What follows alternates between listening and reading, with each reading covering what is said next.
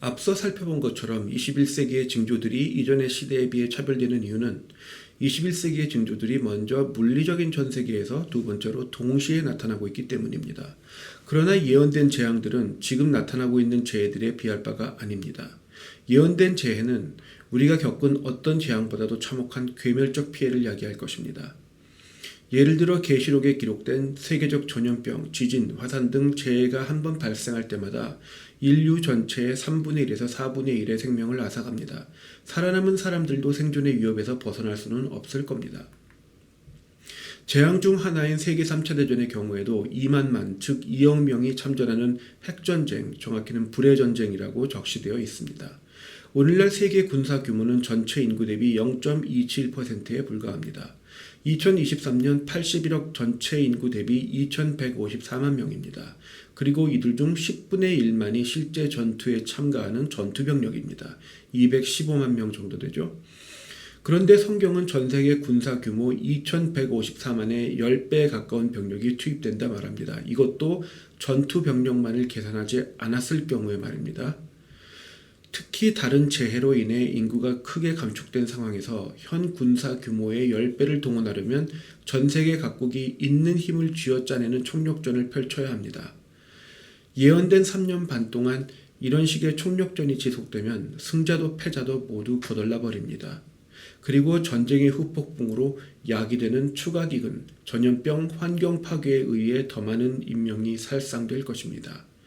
전쟁을 일으키는 북방 세력이 괴멸 또는 멸종에 이를 것이라는 예언이 현실적으로 와닿는, 또 어떻게 인류의 3분의 1에서 4분의 1을 앗아가는 재앙들이 중첩될 수 있는지 가늠할 수 있는 수준에 달합니다. 3차 세계대전과 중첩되는 각종 재해로 인해 인류의 상당 부분이 괴멸되고 나머지 또한 죽지 못해 사는 처지에 처하게 될 것이 예언되어 있는 것입니다. 이처럼 말세지마르 재앙들은 지금까지 우리의 경험에 견줄 수 없습니다. 요즘 한참 여러 군데에서 말하고 있는 지구온난화라는 이론은 나중에도 살펴보겠지만 그리 과학적으로 신뢰할 만한 것이 되지 못합니다. 그러나 제가 이 채널에서 지금 지구온난화가 주장하는 재앙들이 벌어지지 않을 것이다 이렇게 말하는 것이 아니라 되려 성경이 예언하고 있는 재앙들은 지구온난화 이론이 말하는 것보다 더 참혹하다는 것을 말하고 있는 것입니다. 그럼에도 이 모든 예언이 사실적으로 다가오는 것은 성경이 인류의 죄성에 대해 심지어 하나님께서 택하셔서 사용하신 위인들에 대해서도 객관적으로 평하고 있기 때문입니다. 거의 모든 고대 문서는 정복자의 업적을 취하기 위해서 기록되었기 때문에 단점을 기록하지 않습니다. 그 사람의 단점을 기록하지 않고 장점은 부풀립니다. 그러나 성경을 보면 모세부터 시작해서 아담, 아브람, 야곱, 다윗, 바울 누구를 말할 것 없이 사람의 단점을 그대로 기록하고 있습니다. 그러니까 성경은 인간의 죄성을 피하지 않습니다.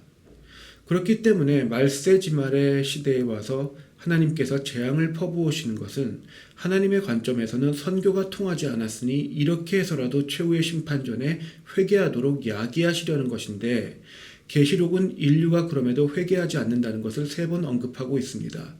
성경에서 3번 언급한다는 것은 확정한다는 것과 같은 의미를 가집니다.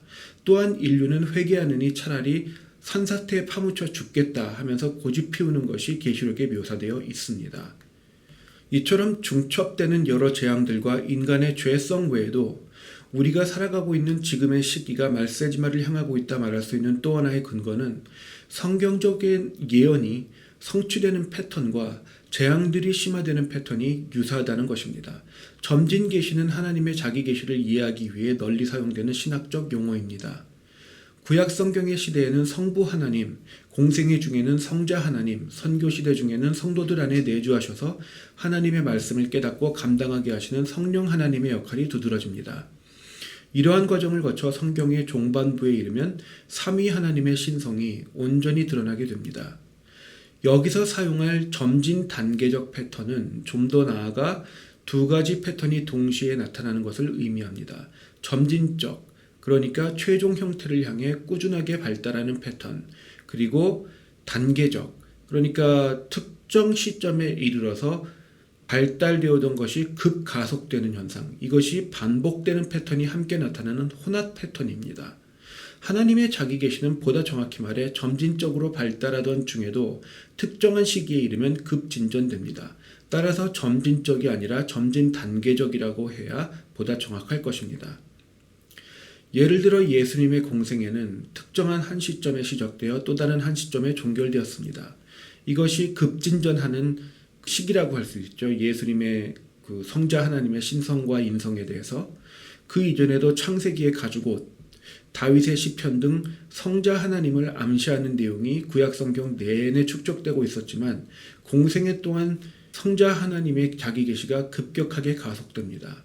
그리고 성령 하나님 또한 창세기부터 계시록까지 주권을 행사하시지만 예수님께서 승천하신 후에 교회가 태동되어 성령 하나님께서 성도들 안에 내주하시게 되는 그 순간부터 역할이 훨씬 두드러집니다.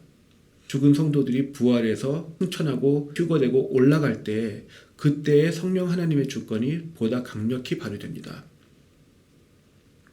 점진 단계적 계시 또는 단계적 점진 계시의 패턴은 피조세계를 통해 하나님의 말씀이 성취되는 과정에서도 찾아볼 수 있습니다.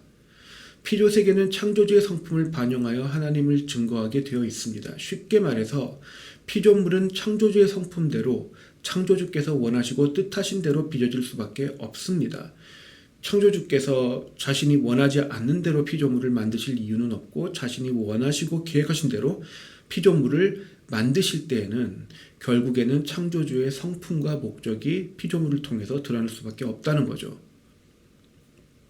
하나님의 말씀이 성취되는 과정 또한 하나님께서 자신의 성품을 따라 스스로 계시하시고 또 택하신 자들의 구원을 이루어 가시는 패턴에 종속되어 있습니다. 하나님의 말씀은 너무나도 당연하게도 하나님의 뜻과 성품대로 성취되는 것입니다. 그리고 예언된 재앙이 실현되는 것 또한 하나님이 예언된 말씀이 성취되는 과정에 포함됩니다. 그러니까 재앙이 실현되는 과정 또한 하나님의 뜻과 성품에 따라서 성취되는 것입니다. 다음 영상에서는 하나님의 말씀이 성취되는 또 다른 패턴, 기하급수에 대해 살펴보겠습니다.